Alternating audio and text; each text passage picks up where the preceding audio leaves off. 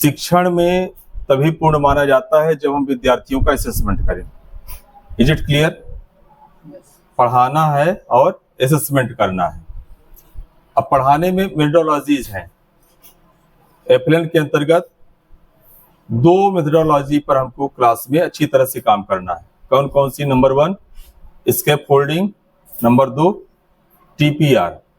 Escape folding का तात्पर्य आप सभी जानते ही हैं, आई डू, वी डू और you do. TPR total physical response.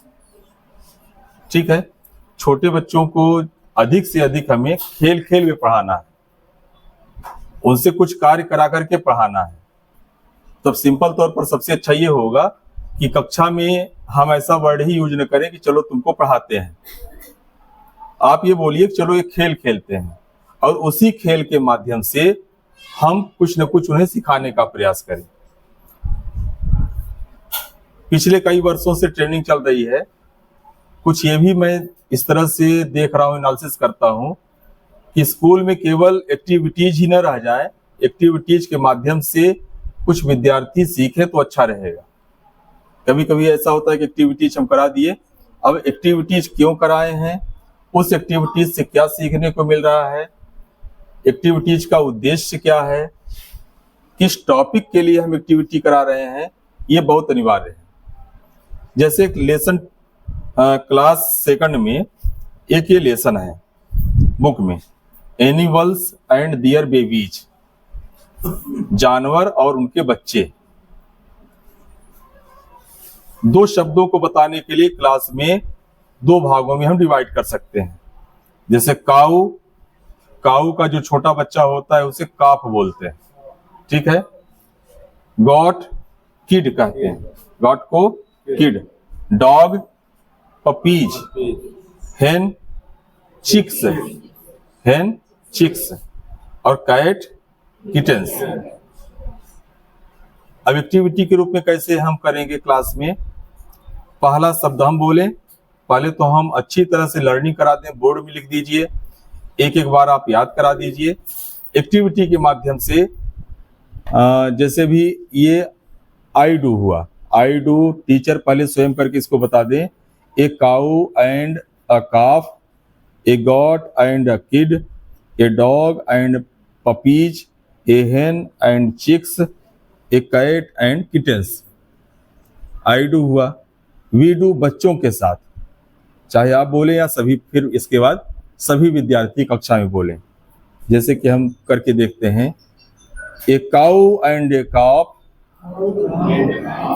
A goat and a kid, a dog and puppies, a hen and chicks, a cat and kittens. अब you do check करना है, सभी को लेकर के ही चेक करते हैं। यू डू दोनों तरह से हो सकता है, एक एक बच्चे से भी हो सकता है, अथवा हम कुछ पूछें और कक्षा में सभी छात्र एक साथ बोलें। जैसे कि पहला हम बोलते हैं ए काऊ एंड, ठीक है, तेजी से बोलिए, a cow and, a goat and kid, a goat and a kid, a dog and, a hen and, a cat and kittens. ठीक है। उनकी भाषा में प्रारंभ में आप उनकी जो घर की भाषा है उसको आप समझा दें कि इसके बच्चे को ऐसा बोलते हैं। जैसे गाय बछड़ा, काऊ काफ। कितने भी माध्यम से आप पहले कॉन्सेप्ट क्लियर कर दीजिए, इसके बाद टोटल इंग्लिश में आइए। पहले हिंदी कर लीजिए, फिर बाइलिंगुअल कर लीजिए, हिंदी इंग्लिश दोनों, और लास्ट में इंग्लिश। उनकी सीखने की गति बहुत धीमी है, तो थोड़ा थोड़ा करके सिखाइए।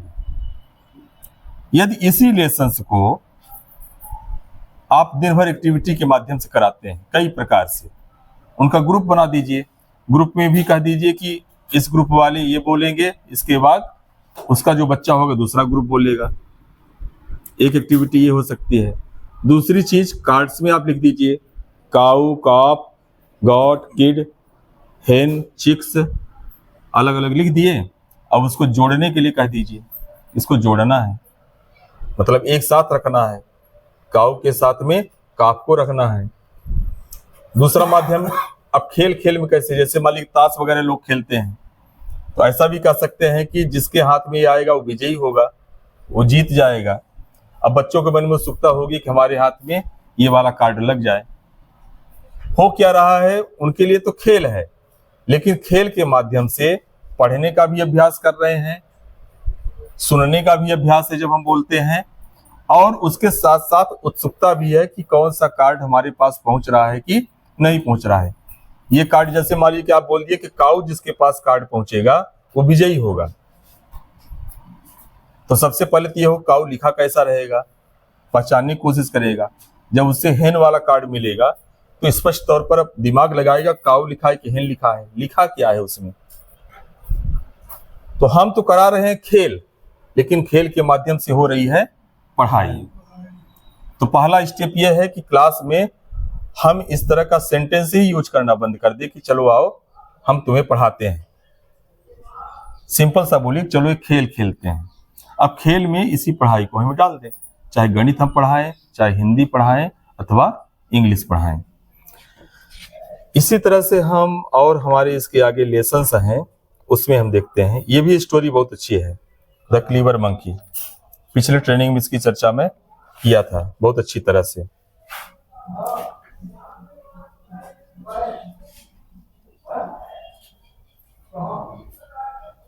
Will you play with me, ये किताब के लास्ट में दिया हुआ है। थोड़ा सा बच्चों के हिसाब से टफ है, लेकिन हम इसको सरल माध्यम से कैसे पढ़ाएंगे। Will you play with me, title का नाम ही है। रैबिट्स रैबिट्स 1 2 3, बोलिए। Will you come and play with me, कुछ समझ में आ रहा है? हम इसको गा रहे हैं। राइम, राइम जानते हैं क्या होता है? हिंदी उसके तुकबंदी कहते हैं। लास्ट में 3 मी 6 दिस 9 क्लाइंब, ये राइमिंग वर्ड्स हैं, ठीक है। तो हम जब गीत के माध्यम से सिखाएंगे, गीत जल्दी याद हो जाती है। जैसे गिनती सिखाने के लिए बहुत सारी गतिविधियां हैं, सिंपल सा है। सभी लड़के जो है तो गाना गाते हैं, उस गाने को आप उठा लीजिए। 1 2 3 4 5 6 7 8 9 10 11 ठीक, फिल्मी गाना है, लेकिन इस गाने के माध्यम से भी आप इसको क्लास में भी अप्लाई करेंगे तो गिनती सीखेंगे, उनको आनंद आएगा। उनको तो स्क्रीन पर दिखेगा हीरो और हीरोइन, लेकिन इस माध्यम से गिनती की फ्लुएंसी बनेगी बोलने की। इतनी एक्टिविटीज हैं इस माध्यम से, ये माना जा रहा है कि 1 से 10 तक की गिनती बच्चे किस क्रम से अच्छी तरह से बोलें। छोटी चीज है, जैसे अभी सर कह रहे थे कि ABCD गाने का, तो जैसे आप लोग गांव में गाती हैं, मैं सुनाता हूं, आप समझ जाएंगे। ABCDEFGHIJKLMNOP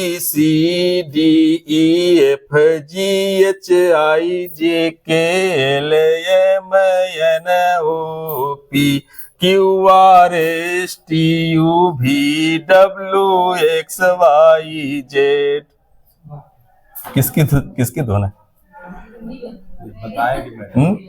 बोलिए, गाते हैं ना? अब देखिए जी, अब हाँ, तो बेलनहाई गीत में जिस धुन से आप गाते हैं, ये आपको नहीं मिलेगा। गाइए ना, आप जो सोहर गाती हैं, बेलनहाई गाती हैं, तो इसी को उसी धुन में गाइए। हो सकता है कुछ लड़कियां गांव की ऐसी हों जो उस धुन से परिचित हैं और एक क्रम पकड़ लें। कहने का तात्पर्य है, जब हम कुछ नया अलग करके नवाचार क्लास में रखें तो क्यों नहीं सीखेंगे। अब ये लेसन बहुत कठिन लग रहा है, ये इस लेसन को देखेंगे। अब इसका यूज हम करेंगे। यहां पर देखिए चित्र है, रैबिट्स रैबिट्स 1 2 3। इसको पढ़ाने से पहले हम क्लास में बच्चों से बोलें कि यहाँ पर कितने खरगोश, पहला हिंदी बोल लीजिए, फिर कितने रैबिट्स दिखाई दे रहे हैं। गिनेंगे 1 2 3, रैबिट्स रैबिट्स 1 2 3, पहली लाइन कंप्लीट, यही बोलना है, ठीक है। ये रैबिट है तो रैबिट्स रैबिट्स 1 2 3, चित्र में 3 है, रैबिट्स रैबिट्स 1 2 3, बोलिए Will you come and play with me? उसके नीचे है, ये ऊंट है, ऊंट को इंग्लिश में कैमल बोलते हैं। कितने कैमल्स हैं तो गिनेगा 1 2 3 4 5 6, camels camels 4 5 6, Why have you a hump like this? Why have you a hump like this? अब इसके अर्थ पर चले जाइए। इसके माध्यम से हम्प जो है कुबड़ को बोलते हैं, जो ऊंट के ऊपर ये कुबड़ होता है ना, ऊंचा सा उठा हुआ। सिंपल तौर पर समझाएंगे, नहीं समझ में आएगा। पिक्चर के माध्यम से यदि आप हम्प बताते हैं उसे याद रहेगा। मेमोरी की एक क्षमता होती है और एक स्टाइल होती है याद करने की, आपको मैं बता रहा हूं। कोई चीज जब हम पिक्चर के माध्यम से बताते हैं जल्दी याद होती है, अकस्मात किसी को हम पिन करते हैं तो याद होती है, या जो याद करना चाहते हैं तो चीज याद होती है। एक छोटा सा उदाहरण आपको बताऊंगा। मैं ट्रेन में यात्रा करता हूं, हम लोग करते हैं, बगल में एक यात्री आकर के बैठ गए, हमारे मन में आया कि इनका नाम क्या है, अथवा इनकी जाति क्या है, अथवा ये कहाँ के रहने वाले हैं। 3 प्रश्न आए, 3 प्रश्न में हमने फोकस किया कि इनकी जाति क्या है। तो हम पूछते हैं कि आपका नाम क्या है, उन्होंने कहा रामविलास, हमारा उत्तर नहीं मिला। फिर हम कहते हैं कि कृपया पूरा नाम बता दीजिए, तो रामविलास शर्मा बताए, रामविलास वर्मा बताए। फिर और हालचाल होगी, 2-3 घंटे के बाद आपको सब कुछ भूल जाएगा, वर्मा शर्मा इत्यादि जो कुछ भी उनका सरनेम रहेगा याद रहेगा, क्योंकि हमने फोकस कहां पर किया था, जो पार्टिकुलर जानने के लिए मैं प्रश्न पूछा। ये मेमोरी की क्षमता बता रहे हैं। जैसे मान लीजिए कि आप ट्रेनिंग लिए, अकस्मात यहाँ एक कुत्ता दौड़ते हुए आ जाए यहाँ, और हम उसको भगाए, यहाँ हल्ला गुल्ला मच जाए और फिर वो बाहर चला जाएगा। 2 4 5 वर्ष बाद भी आपसे पूछेंगे ट्रेनिंग के समय क्या हुआ था, तो बीच में एक कुत्ता आ गया था दौड़ते हुए क्लास में, ये चीज नहीं भूलेगी। आप इसको भूलना भी चाहेंगे तो नहीं भूलेगी, क्योंकि सडनली ऐसा ये घटित हो गया, आ गया। हम अपनी याददाश्त में कितना हम फोकस करते हैं याद करने के लिए कोई भी चीज, उसकी एक ट्रिक भी होती है। जब बड़े हो जाते हैं, छोटे बच्चे याद ज्यादा करते हैं, समझते कम हैं। उम्र के साथ याद करने की क्षमता कम होती है, समझने की क्षमता ज्यादा हो जाती है। इसलिए जब हम और बड़े हो जाते हैं तो कोई चीज याद करने के लिए हम याद कराते हैं।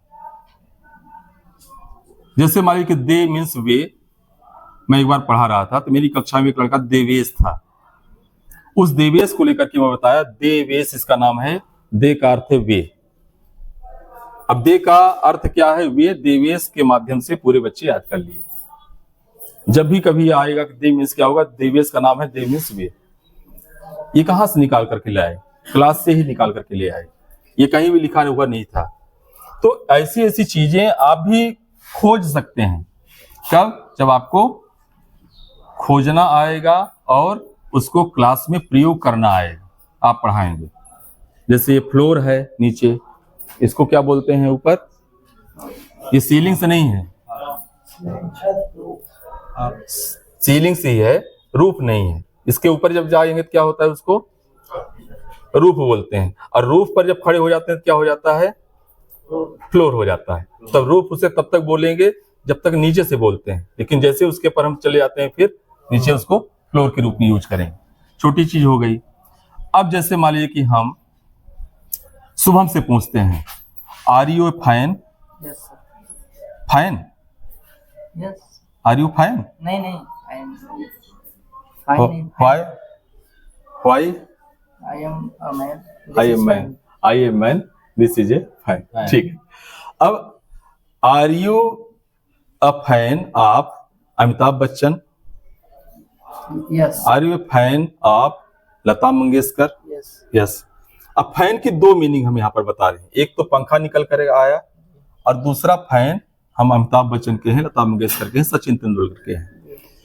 उसी तरह से एक शब्द के यदि कई प्रयोग हमको बताना हो तो सेंटेंसेज में हम उसको यूज करें।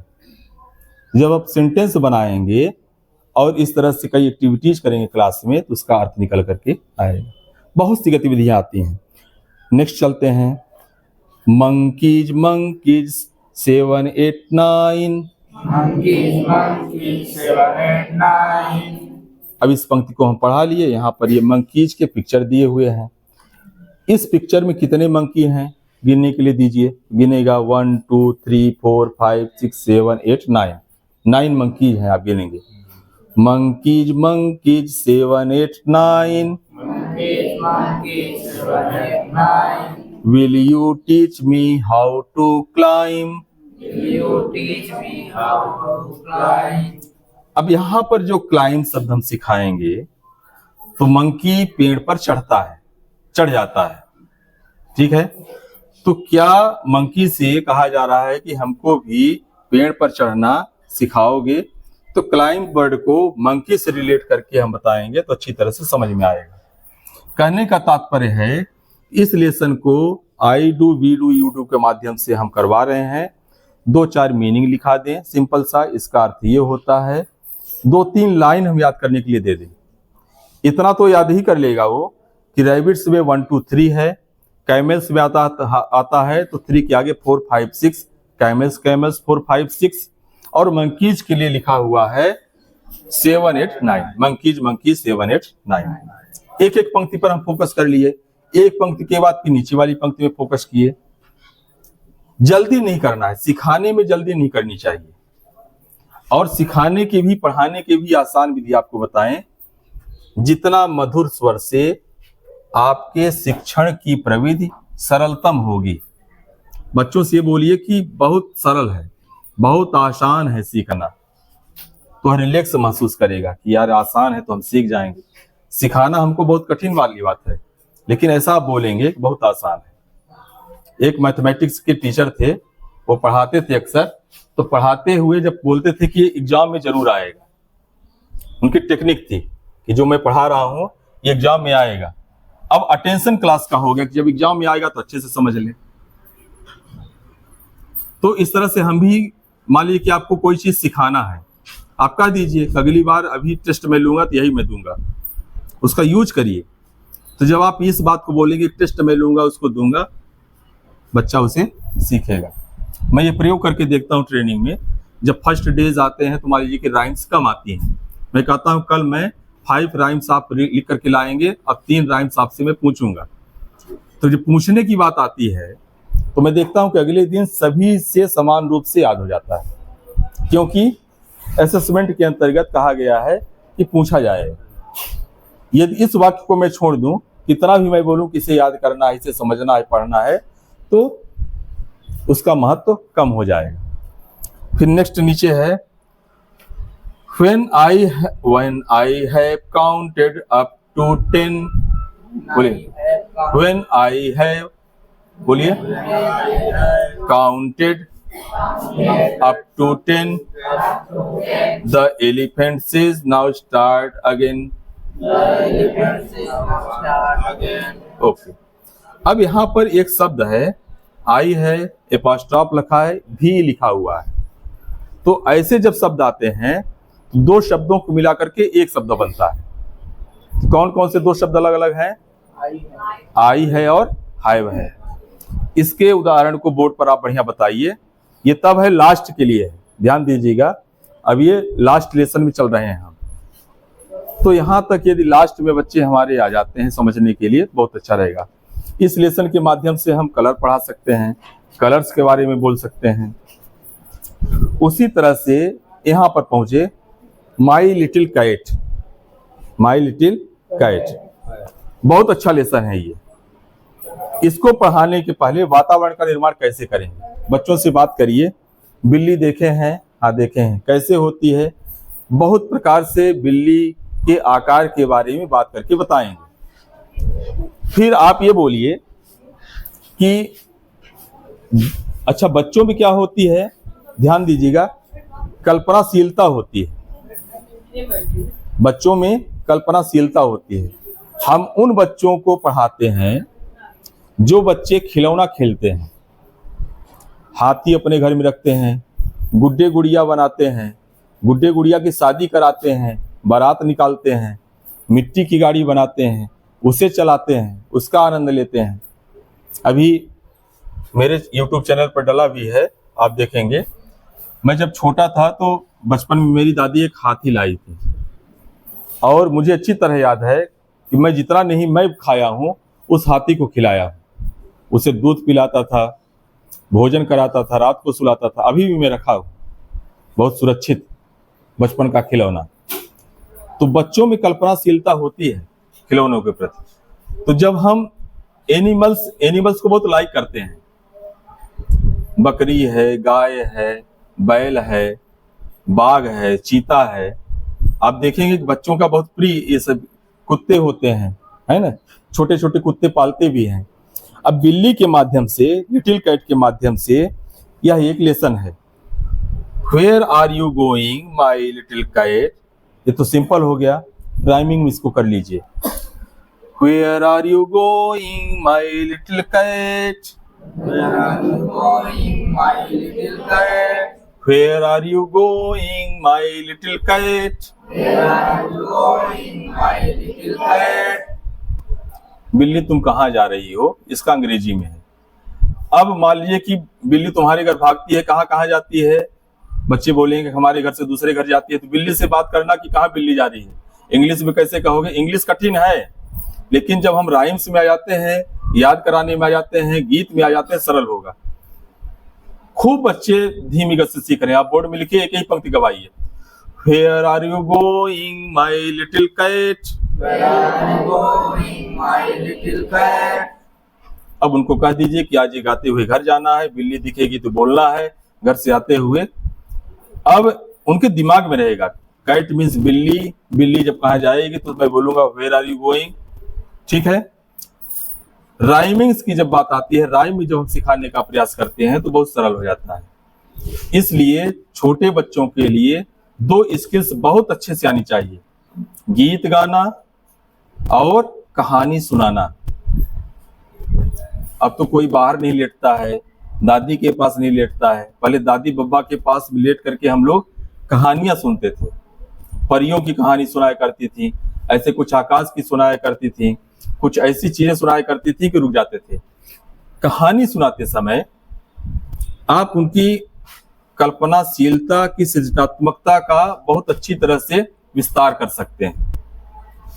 कहानी सुनाते सुनाते आप रुक जाइए, अब रुक करके उन्हीं से पूछिए कि फिर आगे क्या हुआ होगा।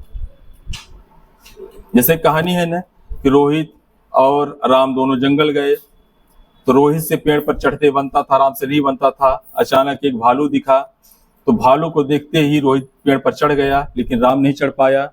तो फिर राम वहीं पर लेट जाता है सांस बंद करके, और भालू आता है, बियर आता है तो सूंघता है और कुछ समय बाद आगे चला जाता है। तो कुछ कान के पास गया होगा तो भालू क्या बोला होगा। और रुक जाइए, बच्चों को बोलने दीजिए विभिन्न प्रकार से, आप देखेंगे बहुत आनंद आएगा। कई उत्तर विभिन्न प्रकार से देते हैं वो, और दोनों उत्तर उनके सही रहते हैं। कपड़े हमें कहाँ सुखाना चाहिए, कुछ बच्चे बोलेंगे धूप में, कुछ छांव में। अब रीजन पर जाइए तो धूप पर, इसलिए धूप में मम्मी सुखाती हैं उनकी कि अच्छे से सूख जाए। किसी की मम्मी इसलिए छांव में सुखाती है कहीं कलर न चला जाए। तो दोनों उत्तर सही है, उसके पीछे तर्क है। तो जब हम और आगे बात करेंगे तर्क का, तो अच्छी तरह से उसका आंसर निकल करके हमें पता चलता है। I am going to town to buy a new hat. अब इसको फिर गाइए। I am going to town, बोलिए। I am going to town To buy a new hat. to buy a new hat. मैं टाउन जा रही हूँ किसके लिए, एक हैट खरीदने के लिए। What? A hat for a cat? What? क्या एक हैट बिल्ली के लिए, एक कैट टू बाय हैट, एक बिल्ली हैट को खरीदेगी। Your head is too round, तुम्हारा हेड तो बहुत राउंड शेप में है। And your face is too flat, और तुम्हारा फेस तो फ्लैट है। टू बियर ए हैट, तो हाइट को वियर करने के लिए, पहनने के लिए तुम्हारा हेड तो राउंड शेप में है और फेस कैसा है, फ्लैट है, तो कैसे पहनोगे? Who ever heard of a cat with a hat. आप पढ़ाइए, इतना भी विद्यार्थी के समझ में कैट और हैट आ जाए तो हमारी इतनी भी बहुत अच्छी सफलता होगी। हैट मीन्स टोपी होता है, कैट मीन्स बिल्ली। कहने का तात्पर्य है कि भाषा शिक्षण के जो 8 आयाम हैं, तो वर्ण विज्ञान का विस्तार करने के लिए मौखिक भाषा विकास से हम शुरू करेंगे। नंबर 1 ओरल लैंग्वेज डेवलपमेंट कराएंगे, फिर ध्वनि जागरूकता, ध्वनि जागरूकता के बाद वर्ण विज्ञान अल्फाबेट्स लेटर्स, और इसके बाद वर्ण विज्ञान के बाद शब्द भंडार। तो शब्द भंडार को बताने के लिए आपको कहानियां बतानी पड़ेंगी, राइम सुनाना पड़ेगा। आप गीत गवाइए और कहानी सुनाइए। और शब्द भंडार के आगे फिर क्या आता है? धारा प्रवाह पठन। अब ध्यान दीजिएगा, धारा प्रवाह पठन और इंग्लिश के लिए तो बहुत ही अच्छा है ये। आप ये देखेंगे कुछ ऐसे भी बच्चे होते हैं, शौकीन होते हैं पढ़ने के लिए। आप बार बार, मैं कई ऐसे छोटे बच्चों को देखा हूं, पढ़ते नहीं बनता है, उन्हें कविता याद हो जाती है, अपनी फिंगर्स अंगुली ऐसे चलाएंगे जैसे उनसे पढ़ते बनता हो। आप ये कई बार उनको याद कराएंगे तो याद हो जाएगी पूरी कविता, अभी पढ़ते नहीं बनता है। फिर वैसे लाएंगे, where are you going my little cat, I am going to town to buy a new hat. Hindi में अक्सर होता है ना? ये तो समझ लीजिए अच्छी तरह से कि छोटे बच्चों को जल्दी याद होता है, बहुत जल्दी याद होता है, याद करने की क्षमता उनमें होती है। हमको केवल क्या कराना है? बार बार उन्हें दोहराव कराना है, फोकस करना है कि ये बार बार दोहराएं, और बार बार तभी दोहराएंगे जब हम बार बार स्वयं दोहराएंगे।